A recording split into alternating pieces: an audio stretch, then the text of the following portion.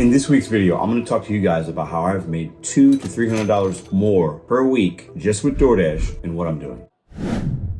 Mr. Bet on You, Pedro DoorDash, and go back at you with another video with the RideShare Guy. Now, I've always been of the opinion that acceptance rate doesn't matter. We gotta be very selective, and mostly I still believe that. However, I've also realized DoorDash has changed the game, whether it's with the algorithm or the new programs in 2023 versus what they were doing in 2021, 2022 when I was working the gig apps. So I've learned to adapt and evolve, and I'm gonna share with you guys a few things that I've done over the since January, basically, of 2023, and I have seen absolutely amazing results with it while driving less miles and sometimes not having to work more. Let's get right into those new strategies. The first thing, I want to put a couple screenshots up of my earnings over the last several weeks. This one was from 2 weeks ago, one was from about a month ago.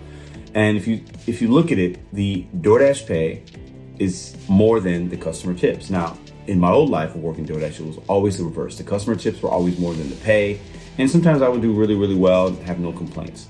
But the reason I'm mentioning this is because more of my pay is coming from DoorDash because of these programs. First one, Shop and Pay. We've talked about this a couple weeks ago on this channel. Using your red card is not for everyone. For me in my market, and I think many others, if you're not using it, you're not seeing good opportunities. I see a lot of really good paying orders on the DoorDash Shop and Pay. DoorDash is pushing the grocery orders, they're pushing the merchant, the retail orders. I highly suggest, if you're not hitting your goals with DoorDash, do some shop and pays. Try them out. They're not all going to be great. You're not going to like all of them. But as you learn which orders to accept, which merchants are good, how many items you're comfortable shopping with, the base pay on these is higher.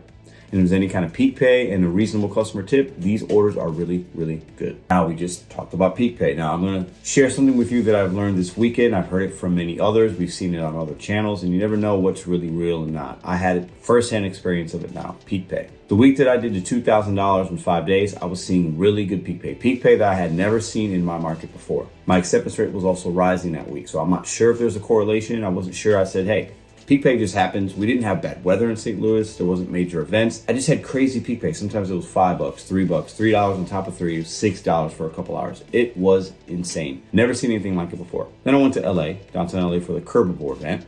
Fantastic event. Shout out to Harry, the RideShare Guy, for putting that together. And I was standing next to a dasher that has a lower acceptance rate than me, significantly lower. I think his was in the 30s or something. At that point, mine is at 75, right? We were sitting in the same parking lot. We turned our app on and we saw this. I'll put a little split screen here, okay? The full context of that video is on my channel from Friday's video. And I had peak pay in just about every zone that was around me. He had peak pay in one of those zones. We were in the same parking lot at the same time. I have no idea why that is.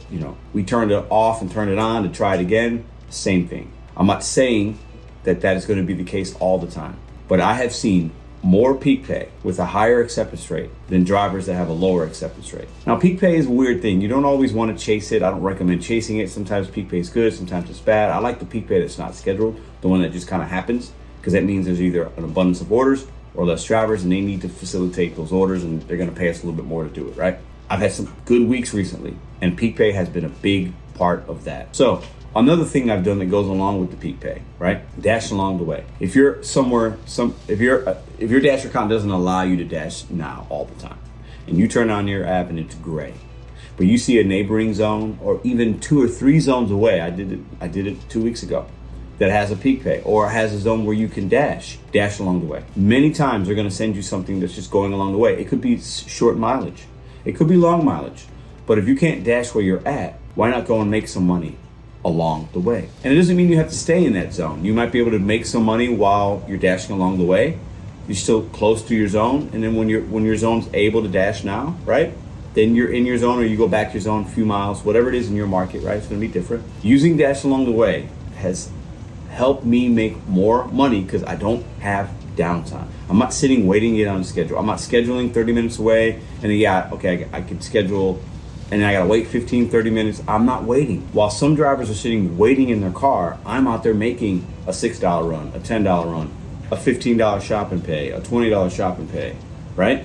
While other drivers are sitting in a car waiting to get on a schedule. Shop and pay. Peak pay with a higher acceptance rate, Dash along the way. These are just a few of the things I'm doing along with adapting to make $200 to $300 more per week without driving more miles, without spending a significantly more amount of time on the gig apps. Because the more time you spend on the apps, the more you're gonna make.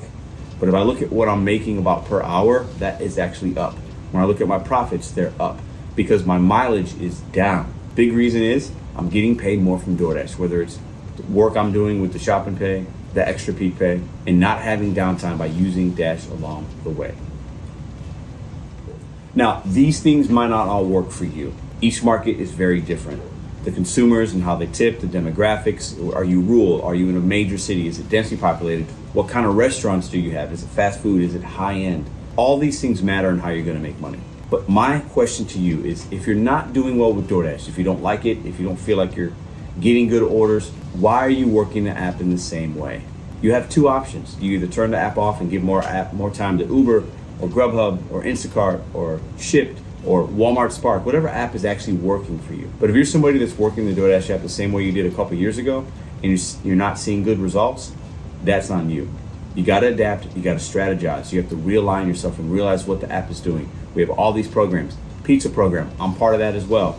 Get on the pizza program. You might be invited into it. Reach out to support if you haven't been invited. Get you a pizza bag. Your local Papa John's, your local Little Caesars, if they have them, they'll give you a free pizza bag. And you can buy one online. It doesn't have to be a DoorDash branded bag. Get a pizza bag. Another program that I make a lot of money with. And if I did not have the pizza program, and if I wasn't a part of it, I would be making less money, significantly less money. And the last thing I'll say, if you're in a diamond zone, test your acceptance rate out. Get it above 50, maybe get it to 70. Do what works for you. I'm not telling you you should, because every market's different. But I am showing you real results of somebody in a diamond zone that is a shop and pay driver in the pizza program, and I'm not part of the large order program. I don't do any catering orders, and I make really good money. If you like this kind of content, check out this next video here. We drop DoorDash content every Sunday on the RideShare Guy, brought to you by Mr. Bet on You. You guys have a great week. I hope you're making money. Continue to adapt, continue to strategize, and go after the money because it's not coming to us anymore. See you next week.